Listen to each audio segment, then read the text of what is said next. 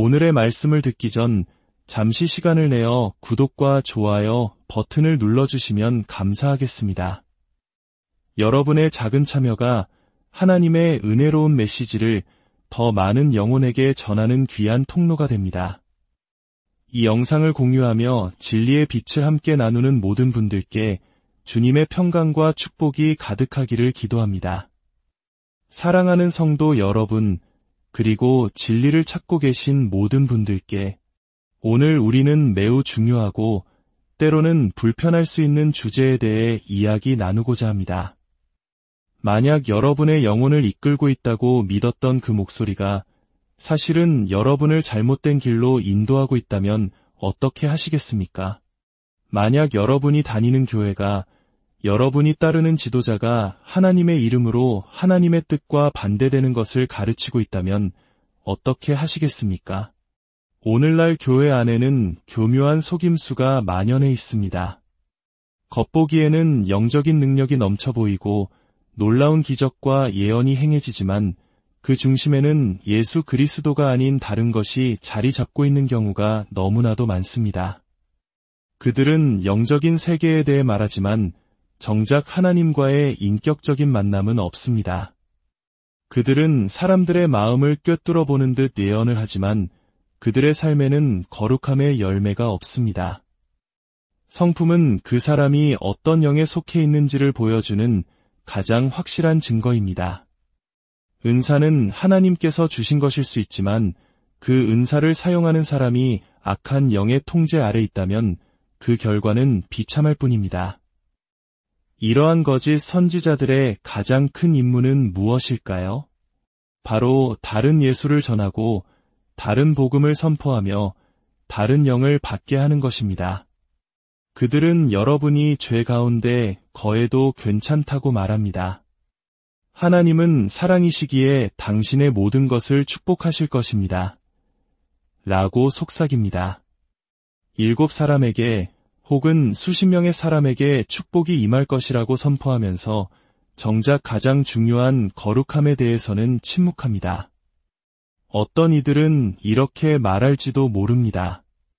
나는 좋은 것은 취하고 나쁜 것은 뼈처럼 뱉어내면 돼. 하지만 여러분, 만약 여러분이 먹고 있는 그 고기 자체가 독에 오염되어 있다면 어떻게 되겠습니까? 뼈를 뱉어내는 것이 무슨 소용이 있겠습니까? 독은 이미 여러분의 온몸에 퍼져나가고 있을 것입니다. 우리의 유일한 분별의 기준은 바로 예수 그리스도, 그분의 말씀입니다. 하나님의 말씀이 우리 안에 없다면 우리는 그 어떤 것도 분별할 수 없습니다. 사탄은 언제나 진실에 아주 가까운 거짓말을 합니다. 90%의 진실에 10%의 독을 섞는 것이 사탄의 가장 교묘한 전략입니다.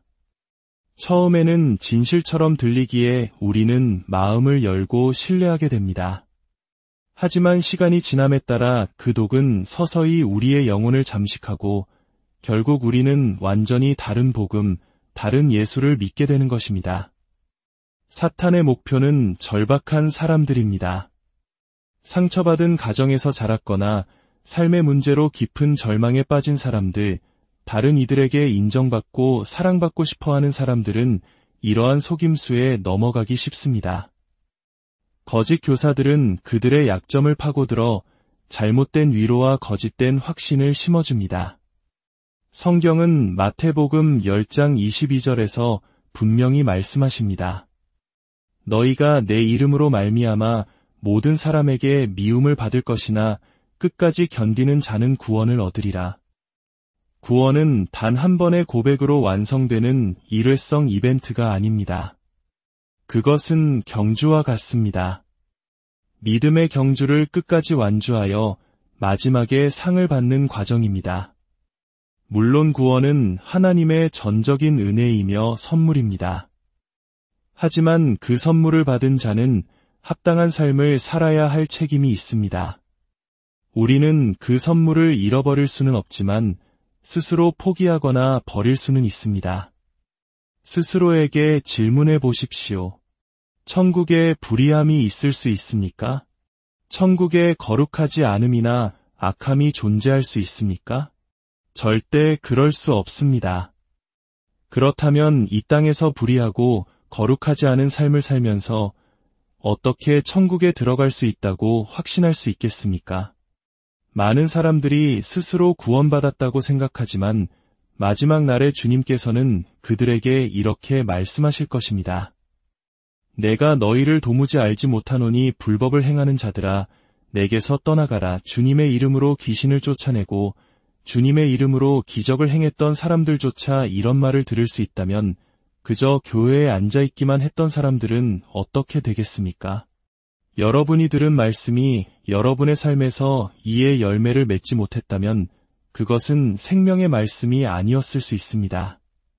포도나무 가지가 열매를 맺지 않으면 농부이신 하나님께서는 그것을 잘라 불에 던지신다고 하셨습니다. 지금 당장 여러분이 교회에 속해 있고 그리스도인이라 불릴지라도 주님은 마지막 날에 여러분의 열매를 보실 것입니다.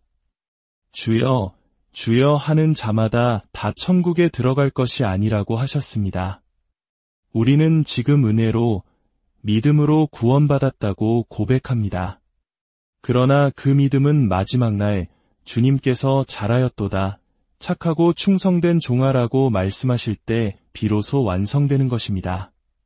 그리고 우리 안에 계신 성령님은 우리를 끝까지 인내하게 도우시는 바로 그분은 결코 우리가 죄 가운데서 편안히 머무는 것을 허락하지 않으십니다.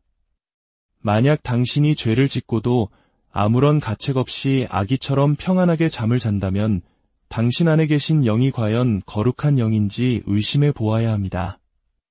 최근 일부 기독교계에 침투한 위험한 사상 중 하나는 제3의 눈이라는 개념입니다. 이는 힌두교나 불교 같은 동양 종교에서 유래한 것으로 명상이나 요가와 같은 수행을 통해 더 높은 의식의 세계로 들어가는 관문이라고 주장합니다. 특히 쿤달리니라는 개념을 사용하는데 이는 뱀을 의미하며 척추 아래에 잠재된 뱀의 에너지를 깨우는 악마적인 수행입니다. 예수 그리스도를 통하지 않고 얻으려는 모든 종류의 깨달음이나 영적 체험은 악한 것입니다. 어떤 이들은 에베소서 1장 18절에 너희 마음의 눈을 밝히사 그의 부르심의 소망이 무엇이며 라는 구절을 인용하며 제3의 눈을 정당화하려 합니다. 하지만 이 구절에서 말하는 마음의 눈은 성령님께서 주시는 영적 깨달음과 지혜를 의미하는 비유적인 표현이지 명상이나 신비주의 수행으로 여는 물리적인 제3의 눈을 의미하는 것이 아닙니다. 성경 어디에도 제3의 눈에 대한 언급은 없습니다. 진정한 깨달음과 지혜, 계시는 오직 하나님께로부터 그분의 말씀을 통해 옵니다. 이런 거짓 교사들은 무지한 신자들, 즉 제자가 아닌 추종자들을 노립니다. 그들은 성경을 스스로 연구하지 않고 목회자의 말을 맹목적으로 신뢰하는 사람들을 이용합니다. 그들은 히브리어나 헬라어 단어를 교묘하게 왜곡하여 마치 깊은 영적 비밀을 알려주는 것처럼 포장합니다. 예를 들어 어떤 단어의 진짜 의미는 참나무인데 그것을 전능하신 하나님이라고 거짓으로 해석하며 사람들을 현혹합니다. 에베소서 2장 2절에서 사탄을 공중의 권세 잡은 자라고 한 것을 전파의 왕이라고 왜곡하여 마치 사탄이 통신망을 지배하는 것처럼 가르칩니다.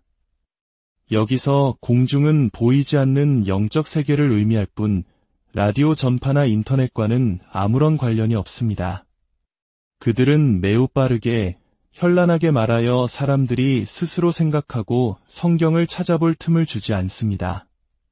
사람들은 그저 우리 목사님은 정말 깊이가 있으셔 라고 감탄하며 그들의 거짓말을 진실로 받아들입니다.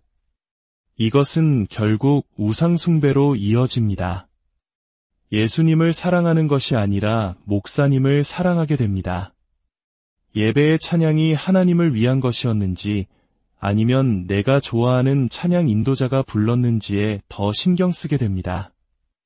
이러한 인간에 대한 맹목적인 애정은 분별력을 흐리게 하고 명백히 비성경적인 가르침조차 억지로 끼워 맞추게 만듭니다. 내 우상이 무너지면 내가 영적으로 굶주릴 것이라는 두려움 때문에 진실을 외면하게 되는 것입니다. 그렇다면 이 어둠 속에서 어떻게 빠져나와야 할까요? 첫째, 당신을 속박했던 바로 그 가르침을 이용해서는 절대 빠져나올 수 없습니다. 그것은 마치 적군이 준 지도를 가지고 탈출하려는 것과 같습니다. 당신은 결국 같은 자리를 맴돌게 될 것입니다. 당신은 거짓된 가르침 속에서 형성된 거짓된 정체성을 버려야 합니다. 그리고 하늘의 시민권을 받아야 합니다. 오직 예수 그리스도만이 당신에게 그 새로운 신분, 즉 하늘나라의 여권을 주실 수 있습니다. 둘째, 거룩함을 추구해야 합니다. 악한 영들은 거룩함을 미워하고 두려워합니다.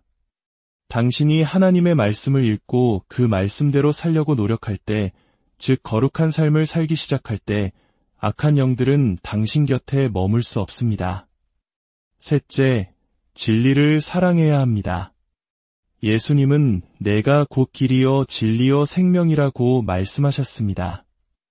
진리를 사랑한다는 것은 때로 그 진리가 나 자신을 향한 것일지라도 받아들이는 것을 의미합니다. 내가 사랑하고 존경했던 사람이 전한 메시지가 거짓임을 깨달았을 때 그 사람보다 진리이신 예수님을 더 사랑하기로 선택하는 용기가 필요합니다. 넷째, 만약 당신이 이런 거짓된 가르침에서 막 빠져나왔다면 잠시 가르치는 것을 멈추십시오. 당신의 꿈이나 환상에 의존하는 것을 멈추십시오. 그것이 누구로부터 온 것인지 아직 분별할 수 없기 때문입니다. 오직 하나님의 말씀으로 돌아가십시오. 이전에 배웠던 모든 선입견을 내려놓고 갓난아기처럼 순수한 마음으로 말씀을 읽으십시오. 하나님, 저는 아무것도 모릅니다. 다시 가르쳐 주십시오. 라고 기도하십시오. 어떤 이들은 사역이 자신의 유일한 생계 수단이라고 말할지도 모릅니다. 가르치는 것을 멈추면 당장 먹고 살 길이 막막하다고 두려워할 수 있습니다. 하지만 기억하십시오. 점술의 대가는 돈입니다. 만약 당신의 사역이 돈과 너무 깊이 연결되어 있다면 당신의 영을 점검해 보아야 합니다. 하나님과 재물을 겸하여 섬길 수 없습니다. 다니엘의 세 친구처럼 하나님께서 우리를 건져내실 것입니다. 그리 아니하실지라도 우리는 우상에게 절하지 않겠습니다. 라는 믿음의 고백이 필요합니다. 우리는 아브라함이 이삭을 제단에 바치려 했던 그 순간을 기억해야 합니다.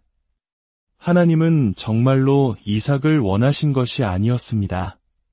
하나님은 아브라함의 마음속에 있던 우상, 즉 하나님보다 더 사랑했던 아들 이삭을 내려놓기를 원하셨습니다. 아브라함이 기꺼이 칼을 들었을 때 그는 비로소 여호와 이레, 즉 모든 것을 준비하시는 하나님을 만날 수 있었습니다.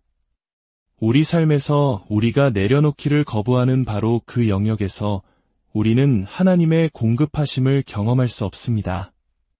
이제 그 어둠의 자리에서 나오십시오. 성경은 그들 중에서 나와서 따로 있고 부정한 것을 만지지 말라고 명령하십니다. 거짓 지도자에게 절하고 그들을 섬기는 문화를 거부하십시오.